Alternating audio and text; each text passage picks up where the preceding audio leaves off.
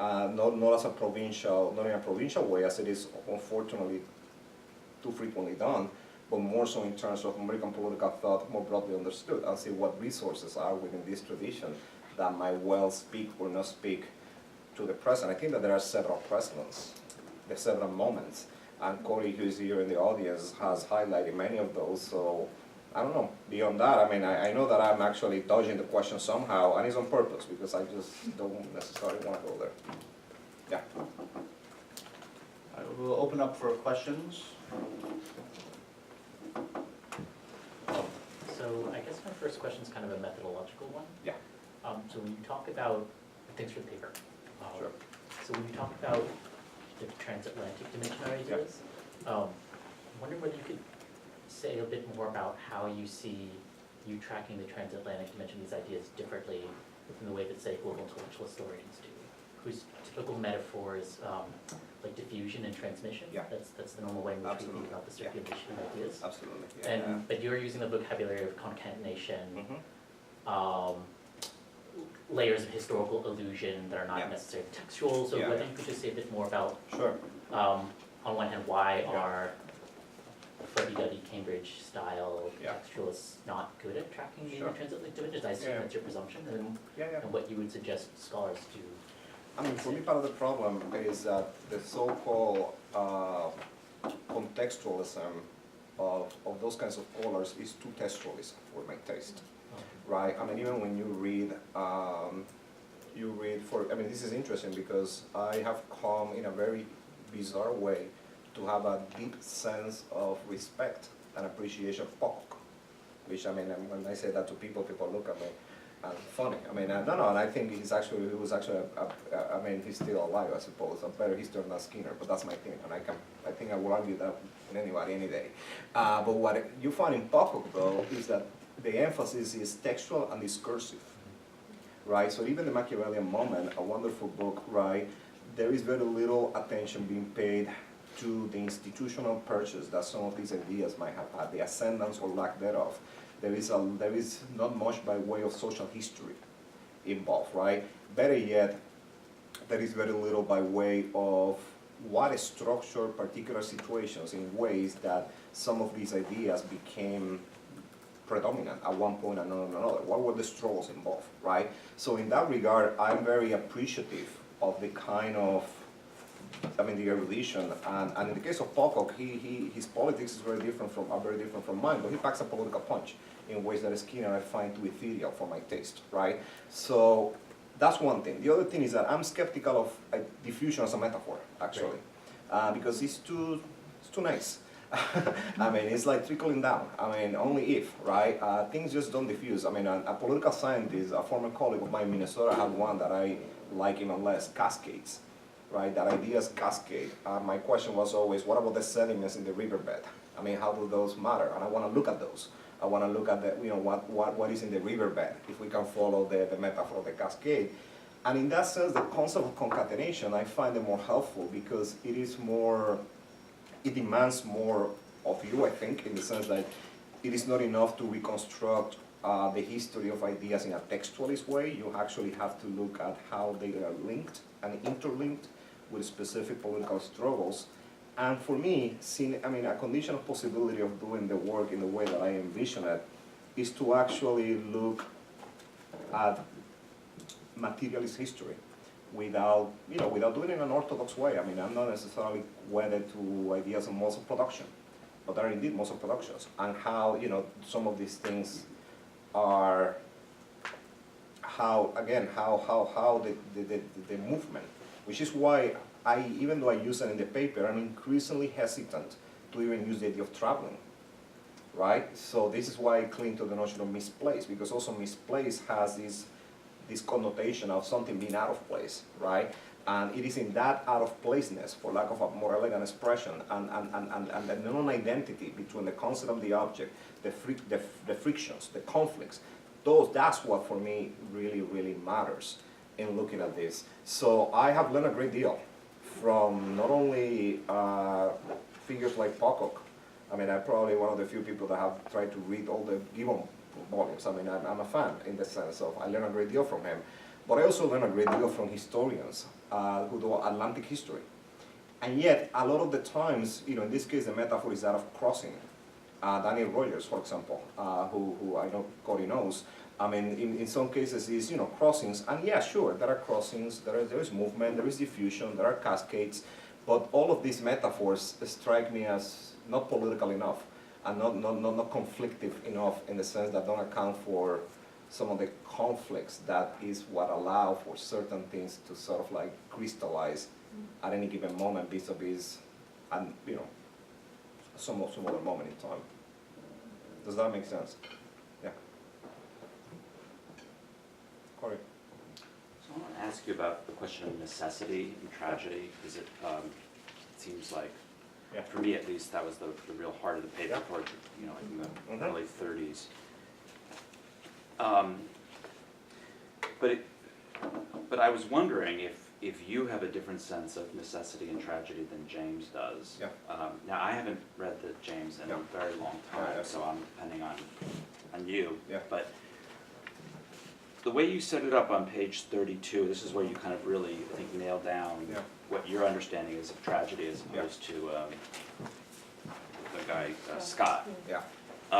Is that these revolutions are made under duress, and Yeah. and as you put it, the imperative and necessity Mhm. for the survival of the revolution drives these measures that betray the revolution, but it's Yeah, not yeah. kind of like just a kind of willful betrayal. It's kind of sedimented in the structure of resistance to the revolution and so forth.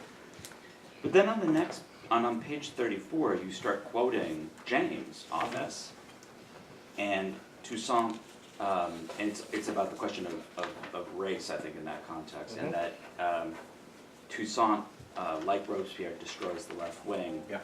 but there was no need for it. Yeah. And the quote is, the tragedy was, this is James, Yeah, the yeah. tragedy was that there Yeah. was no need for it. Exactly. And so that seems like a kind of anti-necessitarian moment in James. And then you read it, I see what you're saying. and you kind of reread it as necessitarian, because you said that there was a kind of existential resonance. With existential has the notion of kind of not quite necessity, but Mhm. getting close. So I guess there's a couple questions there. One Yeah. is James maybe a little bit more resistant to your reading of necessity? Yeah. Number one. But two, and more important, I think, for you is, where do you come down on this question, regardless of James? Yeah. And I guess three, if James is a little bit more resistant, Yeah. might there not be a kind of productive antagonism there for Yeah. you to kind of Yeah. use as opposed to kind of Sure. push into your direction I see too what you're quickly? saying. Yeah. Great, thank you. Few things. I mean, your characterization of the first sense of necessity, to put it that way, that emerges is completely accurate. I mean, and that's kind of like, in that sense, as you know, I mean, I learned too much from Arno Meyer to sort of like think otherwise. There is action, there is reaction, there is revolution, there is counter-revolution, and you cannot think of one without the other, right? And the revolutionary situations, and this is something that not only Arno Meyer, but also Isaac Deutscher, back in the 60s, already formulated Raymond Williams in his interviews, especially with the New Left Review, namely that there is a tragedy to revolutions. And it's interesting because the duality that you find in me is also found in Williams, and I just didn't realize it until now. There is that sense of necessity, right? In which then people are hardened, choices are made that are the choices that kind of like concatenate into other things and lead to sometimes derailments, right? So that's one aspect of it. You're right. When James says that unlike Robespierre, Toussaint didn't have to do it, and that's what makes it tragic. There is that other sense of, it is of tragedy involved that has very little to do. It's actually the opposite. You're absolutely right. And that is something that I wasn't entirely aware of, except now that you pointed out, which I guess is what we do these things, right? Because I saw that in Williams, and it's interesting. I projected that tension maybe into Raymond Williams, who speaks of both. Speaks of the tragedy of the revolution for, not doing this or that, but also the tragic element of revolutions in the sense that there are all these imperatives of necessity that are imposed on actors, right? And he has both. And I think that it will be interesting for me to sort of like reread that section and rework them, because if that is indeed the case, and your characterization of it strikes me as accurate, then I will definitely be far less inclined to sort of like pull him in my direction, but rather, sort of like, meet it head on and see where it goes in terms of those two possible sense of strategy. Because I don't think that at the end of the day they are incompatible as in terms of our overall vision, right? Because on the one hand, the tragedy is that you eliminated your left flank without necessarily really needing to do it. But then on the other hand, maybe, and this is a question that will have to go to the passages again, maybe the situation itself is what created the conditions for that. Well, I was going to say, I mean, I think you can defend your Yeah. reading Yeah. against James, because if you want to borrow from Yeah. Mayer Yeah. and Williams, part of the tragedy and the necessity is that there's always this surplus of violence and vengeance and rage. It's historically conditioned Yes. and sedimented. It doesn't come out of nowhere, Yes. but it takes on this sort of life of its own. I mean, that's what Yeah. Mayer was trying to get at with this whole notion of vengeance. Yes. And it ricochets and it goes back, and then it sails away from the material necessity of the situation. Yes. But it's nevertheless conditioned by that, and it comes out of that. And it seems to me like what you could say against James Yeah. is that he sort of forgot that, and Mhm. like that. What the evidence is telling us is that race has become a social fact, Yes. and he's sort of flying away from that at that moment and saying, well, he didn't have to do it. Well, you're suggesting maybe he did, Yeah. because of this sort of historical moment in the reality, and it took on a kind of almost a Durkheimian sense of being this. Yeah, no, I think that's right, and I actually think that even sheds a different light on even on James's own account of, which is the passage that everybody debates about this book, when he characterizes Toussaint's failure as a failure of enlightenment, of darkness, right? In the sense that if from the perspective that you're laying out, it actually can, people often then see that in two ways. They either see that as James' uncritical reliance on the Enlightenment, or they see that as James' Eurocentrism, as it is in the case of Vazquez-Arroyo, our friend. And I think that both are mistaken. And one way in which we can account for that perhaps is by actually through that route. Because in a way, part of the failure had to do precisely Dessalines could see the darkness because he was so close to it, precisely because by then what James is talking about there had become a surplus. It was no longer the logic of the revolution itself, and it's precisely what is it that some people defend about this moment, like killing the whites, for example, and that rage, that vengeance that is unleashed and is part of the process, and yet it exceeds it, right? So that is something that that gives me a lot to work with and to think about. Thank you. Yeah, that's helpful. So I would like to follow up on that because I don't really know how to word it, but it's a little bit like, if we could answer that question. Yeah. And you mentioned Durkheim, and I thought to myself, okay, are we doing social theory here? Are we doing social theory revolutions, not just history of revolutions, Yeah. Yeah. which is the singular, right? Yeah. But social theory, Yeah. which you would do either as a social theorist to compare Sure. revolutions and, which puts us in a different epistemological frame than the one Sure. that you're trying to make operative here. Or as strategists, Yeah. as political strategists. Yeah. They also do sociologies of revolution, if you will, but for a different purpose. Absolutely. And I see a kind of slide there. Yeah. Adorno doesn't do it because Adorno stays a critical theorist in Yeah. ways I'm not sure I justify, Yeah. but at least he's Yeah. kind of coherent there. And Yeah. it's very difficult, even when you use concrete history, Yeah. at least I feel Sure. myself, to keep it clear in your own mind, Yeah. whether you're trying to do history in a kind of definitive way, Sure. or social science in a kind of Yeah. definitive way, or strategy is a kind of definitive way, Yeah. all of which are kind of not necessarily dialectical or theoretical, Sure. critically theoretical Yeah. in their epistemology. So I felt a agree. little tension there too. Yeah, no, I mean, point well taken, and part of it has to do with the following, I think. If I have to pick one of the characterizations that you offer, I would say definitely doing social theory for the political polemic and part of the strategy and the strategic question, right? That's how it becomes a part of it. But, you know, I think that the tension there, I will even take it further and say that it's something that it's not unique to this paper. And I think that it has to do with the fact that, going back to his initial question, when I look at these processes, I really dislike profoundly the stories about history that most political theory tells, and even critical theories. Right? I mean, people sort of like, because it's in some German volumes, they may have 1,000 footnotes, but that doesn't mean that, you know, that the history is right. Okay, right? So then, precisely because I react so vehemently against that, I end up drawing significantly from some of these other works. And sometimes, despite my best efforts, it is not entirely clear to sort of like, to keep the two of them parallel to each other in a single field of vision, because suddenly then, if you drift more in one direction than the other, you can really get caught up. Like right now, for instance, I mean, it was funny, Robin asked me 2 weeks ago or a week ago, what is the most recent book that you read? And I couldn't answer because it was Ada Faber's book on Cuba and Haiti, right? It's a historian book. And that's the kind of stuff, that's what I get a lot of what nourishes my thinking. But then, also, of course, then it's kind of hard when you sort of like bring all these questions together to keep them in a single field of vision and at the same time to weave them in a seamless way through the main thread that you're using. And in a way, I mean, that usually, for me, that's the last step, and it takes me a very long time.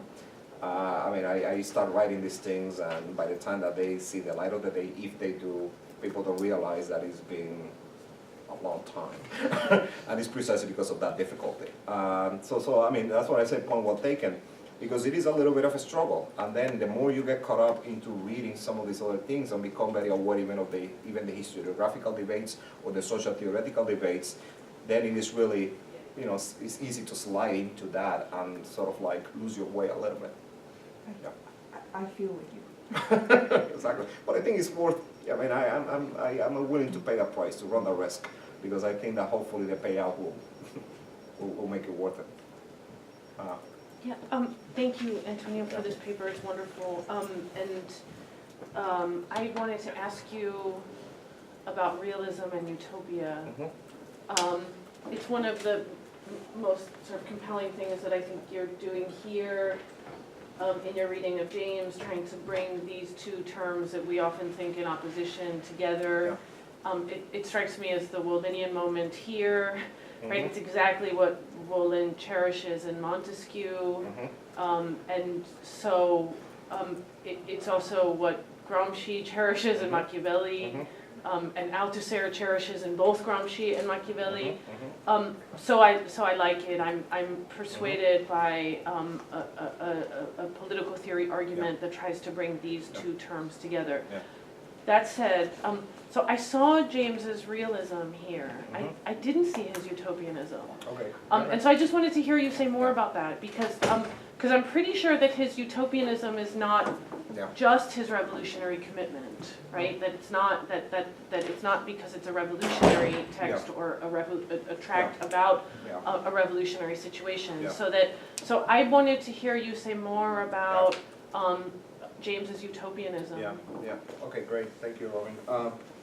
No, you're right. I mean, usually people think of these two things as separated, and I think, I mean, it was Raymond Boyce, of all people, in a piece that finally got translated into English, that made a very simple distinction that I think is the important one to keep in mind here, and that is between utopia and wishful thinking. Mm-hmm. And for him, a realist position is militates against wishful thinking, but not necessarily against utopia, right?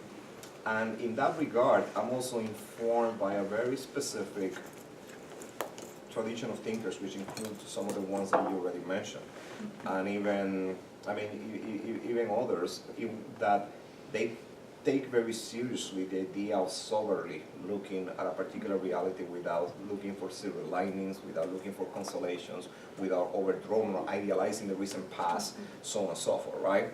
But at the same time, the utopian moment is very weak, and it's something that probably has to be worked out in more detail. It's similar to, you know, in the concluding passages of Bloch's massive book, he has this great juxtaposition between, on the one hand, kind of like a realism and enthusiasm. That's the language that he uses, right? And it's a dialectical relationship. One curbs the other, the excesses of the other, but any politics worth the name has to have both. Has to be realistic about, you know, the situation, but also has to aspire. And James's utopianism, I see it more clearly, to be honest with you, in his effort, not only a commitment, you're right, it's not merely a commitment to revolution and emancipation, but it's also the effort to link these particular struggles. And it's what I see in the appendix, when he says from Toussaint to Castro, right, at that very particular moment. And when he invokes Albion Street, right, when he invokes what I call, following Carpentier and many others. I mean, this is something that in literature they do pretty well, right? Namely, a certain memory of hope and revolution, and then embracing the defeats. In this case, Spain is the crucible for many of these intellectuals of this generation. Part of my polemic with Scott is that Scott wants to sort of like cut that short, right? And that's a legacy that I want to reclaim. I mean, it's a legacy that is alive where I'm from, some of us are from, and it's a legacy that I want to reclaim. So from that perspective, it seems to me that the utopia is very Shastan. It's probably closer to Bloch's enthusiasm in the sense that it's sober, it's curbed by that realism, but it's this desire, relentless desire for something new, for what is not there yet, right? To go beyond what is. And that's the utopian moment, but definitely it has to be unpacked. I completely agree with you there, yeah. Francisco? Yeah, so sort of along the same line, and also on your disagreement with Scott, I wanted to ask you about well, Taliban, and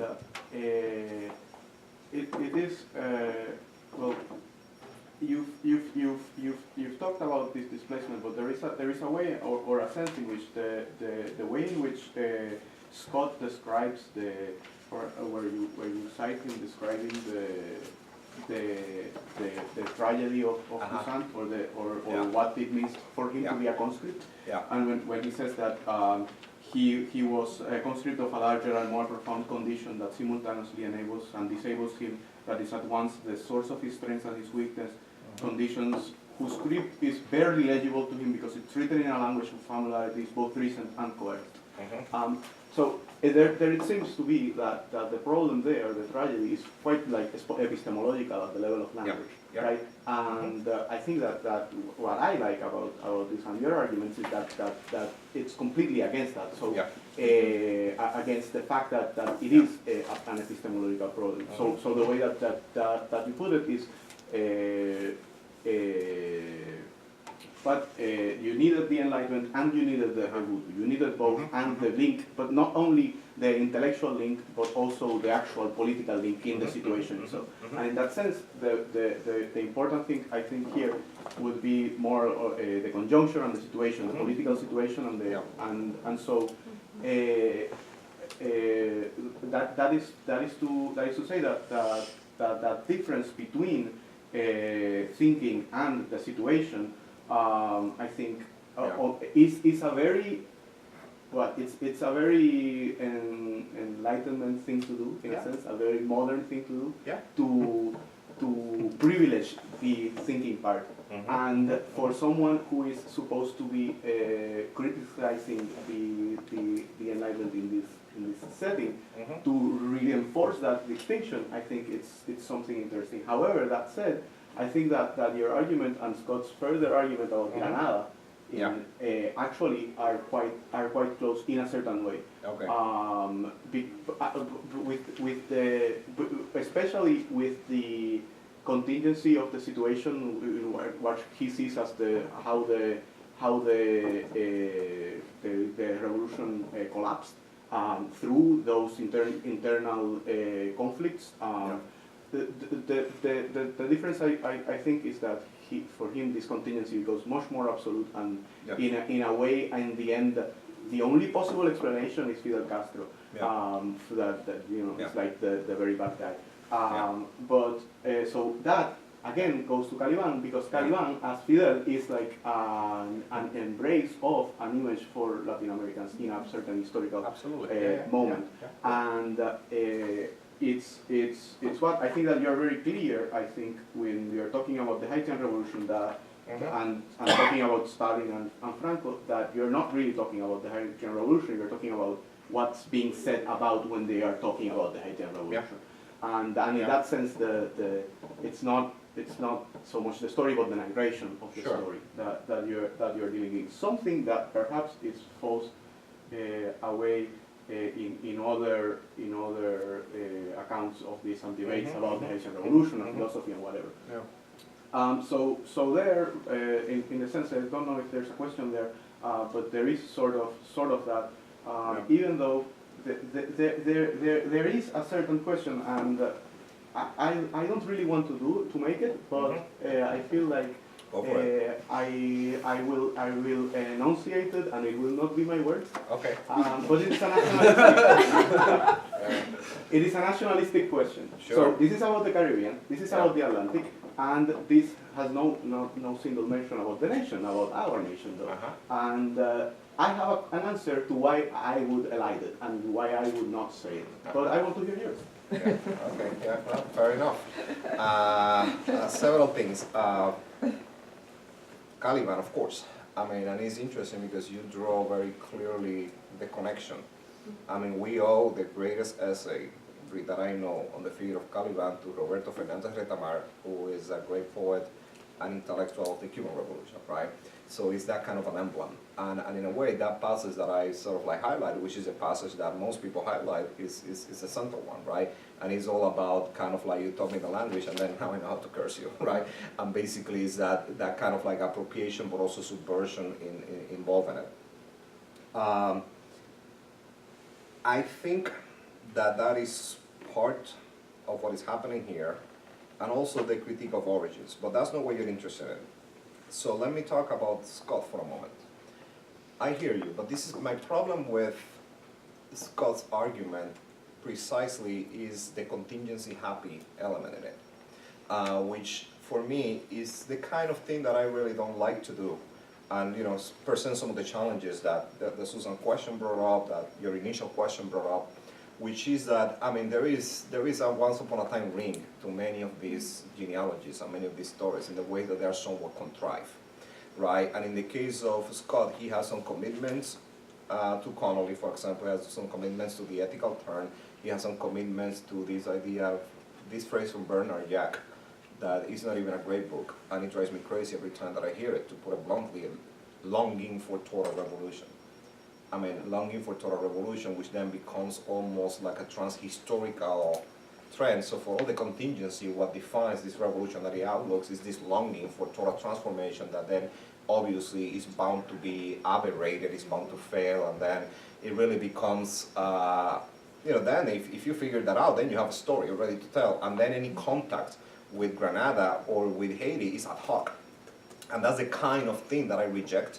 And this is why I rather run the risk of losing my horizon every now and then, because I don't want to sort of like do that ad hoc in the sense that then whatever doesn't fit, which is what happens in C.L.R. James, whatever doesn't fit then is quietly set aside, what Brecht called organized silence, right? that sort of thing. So even though I can see, I mean, he's more sympathetic to Raymond Williams, who rarely figures in the book on James, in Owens of Adversity. I guess that's the book that you're referring to. And I can see how there might be some resonance, but I think that you yourself explain very clearly what are the fundamental differences. Now, when I preface my remarks, I said that I've been irritated into engaging in this project, and that's part of the answer why our place of origin doesn't figure at all. And it's part of the politics of it too, you see, because an imperative that I think is felt by so-called, people of color, but the other group that can identify with are women, scholars, which is the imperative that you have to talk of your own kind, right? Nobody tells, with all due respect to those present here, nobody tells a white guy that you have no business studying, you have to study America, right? Of course, towards the United States. But then there is almost like the expectation, like you have no idea how many people from our own place have told me over 20 years, why Adorno? And my answer is like, why not, right? And I have a very dismissive way of referring to it, and doesn't translate well, so I'm not gonna even try, I will tell you later, right? But it's like, you know, looking at your belly button consistently, right? So, for that reason, I made a clear choice early on that I had, for me, in part, one of the experiences, formative experiences of going to college, is that I discovered literally that the intellectual universe was open to me, and I felt like I could just learn. And that was, ironically, talking about the Caribbean, we never agonized when I was a student there about that. We read Marx, we read Nietzsche, we read anything. And we read Mariátegui too, we read Retamar, we read all of them. Actually, we felt that we were better off than anybody else because we didn't have to choose. We can read them both in the same syllabus, in the same, as part of like a large, broad intellectual formation. So suddenly there is an identitarian blackmail on the one hand. But then, over the years, you know, it's kind of like a mutual friend calls this like he said that's a little Plato in you. He has a theory, Alex, that everybody has a little Plato in them. And this is my version of it is like, well, I'd rather do it, I don't want to do it, but I will do it because I don't want somebody else to mess it up, right? So that is a part of this too. I've been so aggravated and irritated by this kind of ad hoc, very hit and run invocations from these traditions that were formative they were formative to me, and I kind of like couldn't envision doing what I do without them. So then I finally decided to, you know, to take it upon myself to sort of like engage with them and look at this Atlantic dimension, look even at this broader Caribbean dimension. But I still refuse to sort of like being, maybe this word has a use after all, conscripted into sort of like, you know, doing Puerto Rican thought in any sort of way. It's fine, it's perfectly legitimate to do. I actually think that it must be done by people who can do it well in a non-nationalistic perspective or in a kind of abstract, whitewash perspective. It just won't be me. And, you know, and that's a personal choice too. And it's political in the sense that, again, I have resisted for 20 years that on the basis of my last name, accent, and appearance, I'm always asked why you're not doing this, and I just refuse to yield to that. I'm not going to let anybody push me in a direction to do something that I just don't want to do. Right, so question? In a sense, or at least in my head, this relates to this question, and it has to do with the difference between Dessalines and Toussaint. And here it says that Dessalines was closer to the situation, and he was so close that he could not see anything else, so he doesn't break from it. And in the other case, Toussaint is removed, and at the same time, he can see, he can know, but he's conceptually seeing and knowing, and that has its other limits. Yeah. So in a sense, your answer right now is about that, about the difference between those situations. But the contradiction is not, well, it's not resolved just by. I mean, it's a